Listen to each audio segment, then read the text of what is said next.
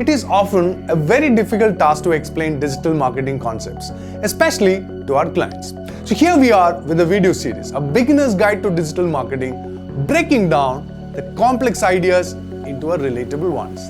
Digital marketing can simply be explained as marketing a product, a service, or a brand in a digital space. But to understand more, let's compare digital marketing with traditional marketing. Before we go into the traditional marketing, let's clarify the difference between marketing and sales. I've seen many people asking this doubt. Let's take an example of a grocery store. John opened a grocery store in Jumeirah. In order to spread awareness about the store in locality, John used various methods, such as handing out the brochures, putting up billboards, featuring it on local newspaper or on TV. That's marketing.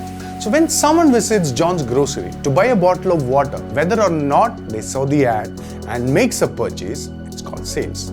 When marketing is spreading awareness about the goods and services, sales is the act of selling them, making a purchase. Now let's understand the same scenario in a digital space. After several years of successful business in Jumeirah, John expanded his stores to 5 new locations in Dubai. That's when John decided to go online with the name John the Grocer. It's like opening a 6th store.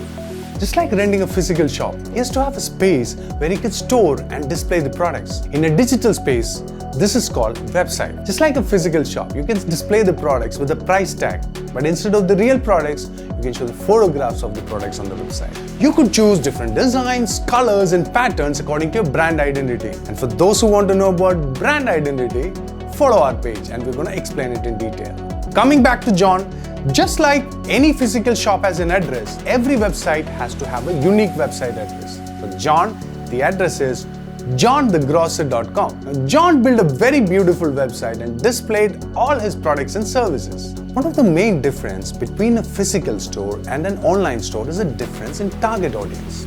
While a physical store has a disadvantage of attracting customers only from nearby locations, an online store can sell products to anyone across the globe. All he needs to do is a provision to deliver to the customer. Which also means John has a potential to grow his local business to an international market. For that, all he needs to do is spread awareness to the customers in a digital space about his website, johnthegrocer.com. So the set of marketing practices John has to follow in order to spread awareness digitally is called digital marketing. For that, John needs to research more about the target audience.